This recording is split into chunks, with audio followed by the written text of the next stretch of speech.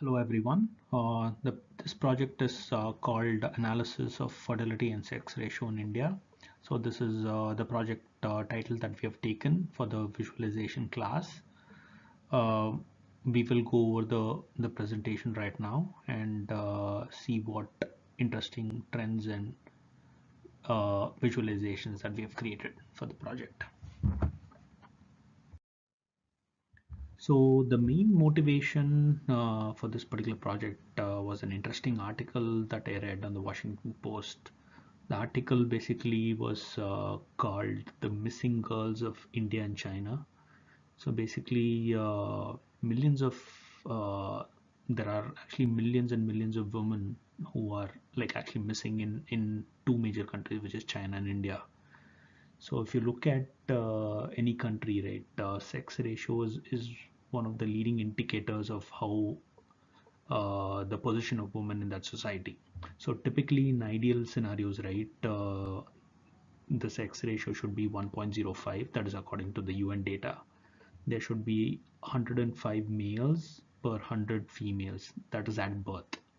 So at birth there should be like around 105 males per 100 females, but over time the ratio almost converges to 100. So if you look at the sex ratio of a country as a whole, it should be almost the same. So there should be equal number of males and females in any country. But what has happened in the last couple of decades is there has been a huge mismatch in the number of females and males uh, across the world, and the majority of it is driven by two major countries, which is China and India. So these two countries together contribute close to like 70 to 80 million missing girls, and the reasons are many. In China, it is there is a one-child policy, and there is a preference for the male child. And in India, we have like obviously the preference for a male child, and uh, issues prevalent like say female feticide, infanticide, where they kill the fetus before it's born once they determine it's like a female child. And this is causing like huge problems socially for the society as well, and as well as for the males who are not able to find uh, partners to marry, and there's like a lot of issues like depression and loneliness that these males suffer. So not only that, like we have like large number of girl child getting killed or aborted before they are born. There are also the question of the actual surviving males who are like depressed and socially shunned in these countries. So the government of India has taken lots of steps to improve the situation that is prevalent, so that the sex ratio is like improved in India. So the results are mixed. I mean, there has been improvements in some states, and some states have regressed. So the results are mixed in the last couple of decades. But one of the first things that they did was in 1994, there was this act which was passed in Parliament. It was called the Preconception and the Prenatal Diagnostic Technique Act. So, what was happening in the 1980s and the 1990s were like there was prevalence of the ultrasound technologies. So what people were able to do during this time was, once these technologies became prevalent, they were able to determine the sex of the child before it was born. So as soon as they were able to make that determination, a lot of people started like aborting the child as soon as they found out that it was a girl child.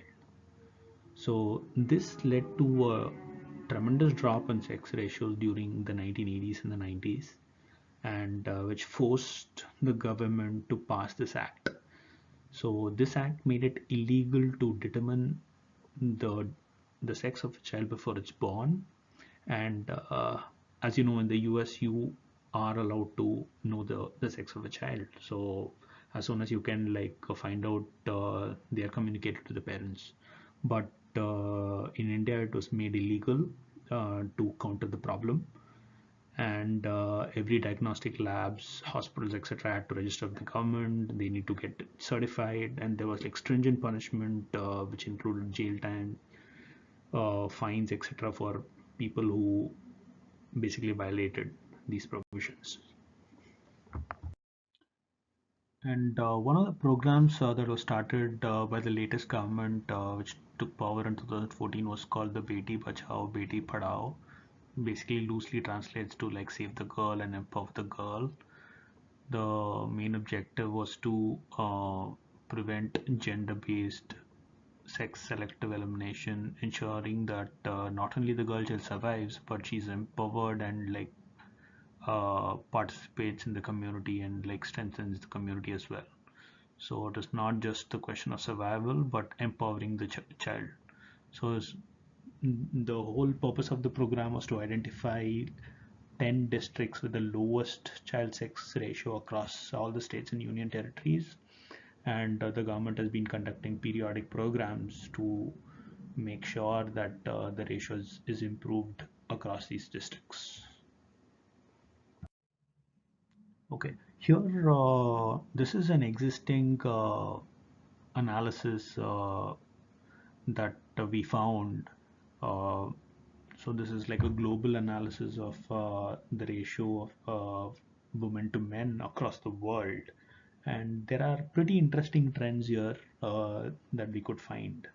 So basically, what the map shows here is the countries in green, right, are the countries where the number of males exceed the number of females. So in these countries, so if you look at the map, you have China, you have India, you have South Asian countries like Bangladesh, Pakistan, Iran, and you have the Middle Eastern states like Saudi and Dubai.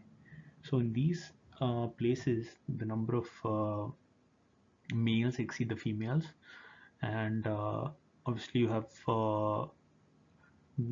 the Western countries like US, where there is almost equal proportion of male to female, as well as a lot of places across Africa where it's almost the same, which is the ideal state. And then you have interesting data around countries like Russia and the Russian Federation and the former Soviet states, where the number of female population far exceed the male population. Sometimes close to there's difference of 5 to 6% in these countries. Like as shown in the previous map, right? These are the countries where the male population far exceed the female population. Uh, Say for some countries like Pakistan and Bangladesh have shown tremendous improvement, where they've almost like caught up with the world average, while India and China like have lagged behind. So as talked before, there are various causes to this, not restricted to like preference for the male child and issues like selective abortion and other such social evils.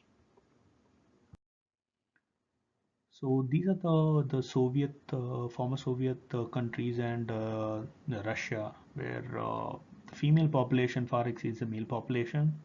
Say, as you can see in the 60s, it's almost 56% of the whole country is female. Just 44% is male. So that's like a huge difference.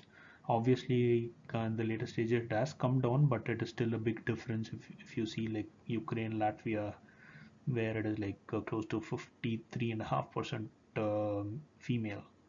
That's like 46.5%, which is male, which is a big difference. And some of the reasons are the excess women are mostly women over 65, and which suggests that women live longer in these countries. And some of the issues that we have read include excessive drinking, which could be a problem in men dying early. And then there are countries like Iraq, Rwanda, where there is excessive population of females, and these are typically countries which have been affected by war, where men die in more numbers which is causing the issue.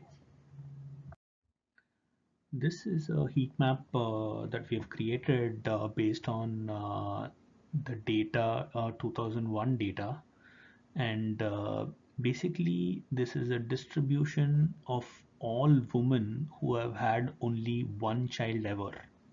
So if you look at this map, right, ideally the first map shows the natural distribution, where if we just take a list, collate a list of like all the women with just one child, the distribution should be 50-50%. So the probability of having one male child is zero point 0.5 and probability of having one female child is zero point 0.5. So obviously if we find out the distribution in the actual population, it should be close to 50-50% as well. But what we see in India is based on the 2001 data, uh, the distribution of males in the actual population, right? For all women with just one children, the distribution of males is 56%, and the distribution of females is 44%. So obviously there is something going on here where it suggests that something is not right. Because if it is left to the natural order, it should be close to 50%. Obviously, like if there are like more males, and that to a significant difference of close to 8% difference between the male and the girl child. It could be like a variety of factors. Uh, could be like sex selective abortion. So this data basically shows that people are doing something which is skewing the ratio. Uh, the same distribution I did it. We did it with by mapping a list of all women in 2001 who have had only two children ever. So if we do a distribution, the natural distribution should be like uh, for two males, right? The probability of distribution should be 0.25, and having like two girls should be 0.25, and having like one male and one girl child should be 0.5, because the probability of having one male or female is like zero point 0.5. So the probability of having like two males consecutively will become zero point 0.5 into zero point 0.5, which is 0.25. So ideally, if you plot the actual distribution population, it should be close to 0.25, zero point 0.5, and 0.25. But once I plotted the actual distribution, the Indian population of all women with two children, found out that the actual distribution of two males is close to 0.32, and the actual distribution of two females is 0.16, and the actual distribution of one male and one female is 0.52, which is like pretty close to 0.5. But what we see is there is tremendous skew towards two males, and two females is very less. So obviously something is happening which is again skewing the population towards the males.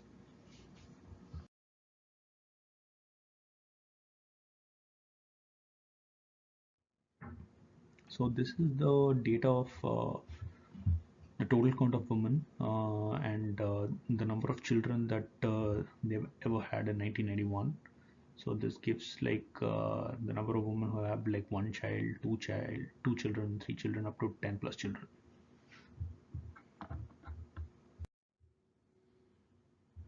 The information here gives the percentage of the total women who've had like one child ever or two child ever across the overall population. So for example, right, the first graph basically gives you that 15% of all married women have had only one child ever. And if you look at the second bar, so basically 17.5% of all married women have had only two children ever. So, and if you look at the cumulative percentage graph, you see that 65% of women have four children or less, and there are like 35% of women, married women in 1999, who have had five or more children. And this data is for the rural India in 1991.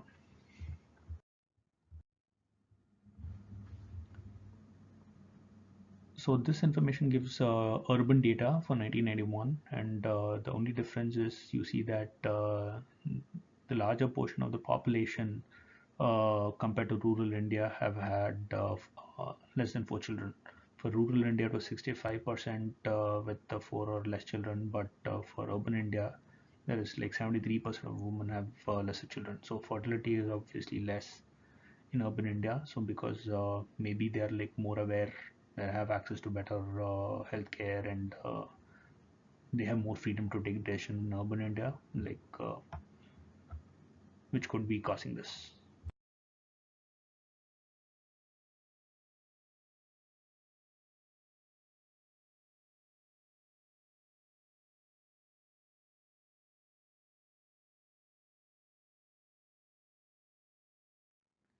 So this chart basically gives the comparison between 2001 and 1991. And as you can see in the second graph, so the number of children ever had, so it has increased from 91 to 2001 for children less than 4. So list of all women having one children or two children or only three children have increased, but the number of women having more than 4 children, 5 children have reduced. So that is actually a good sign, like that women are actually like having less children and investing more in each of those children rather than having like more children, which is the case.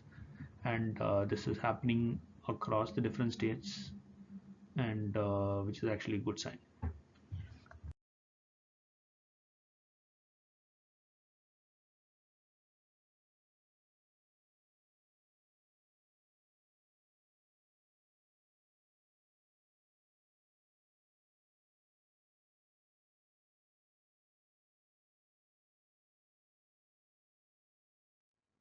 So this graph basically gives you visualization of what is happening across different regions in the country.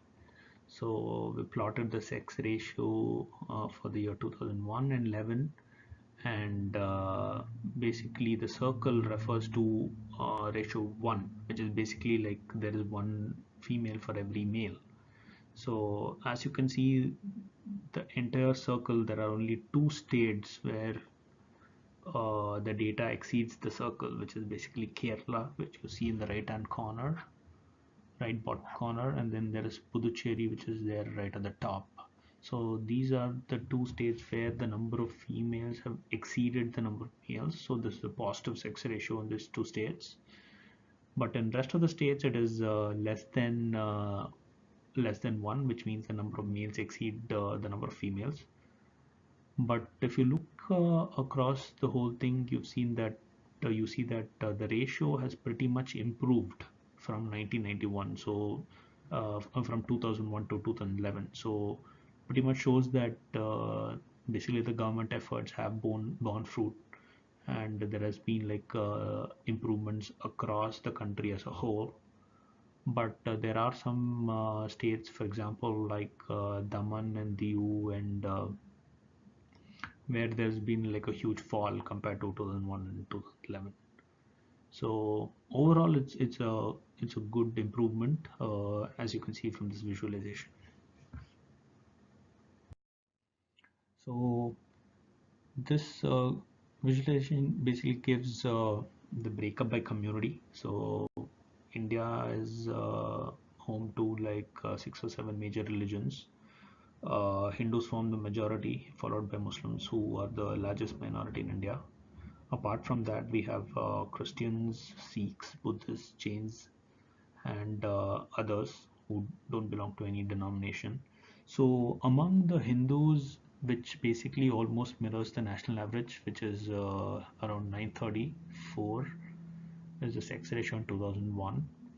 And of all the communities in India, only the Christian community have a positive sex ratio, which is like 1009. So there are 1009 women per 1000 males. And of all the communities, the Sikh community seems to have the lowest sex ratio of them all. So they are typically concentrated in the northwest state of Punjab. So so that community has less than 900, a ratio of less than 900. So this is basically a geographical distribution of the sex ratio, and the bubble size basically refers to uh, how the things have improved compared to 1981. So the bigger the bubble basically reflects that the better the improvement of the sex ratio. The smaller the bubble, it's like a decrease in sex ratio for that particular region. And yeah, across the country you see that it's pretty good. There are like pretty good bubbles both in the northeast and the central parts of the country, and this is only for the Hindu community. And yeah, the same distribution for Muslims by region, and you see that there's been improvement across the country as well, except for like minor pockets near the north, near New Delhi, where there seems to be a decrease in sex ratios among Muslim, but across the country you see that it's been pretty decent and improving.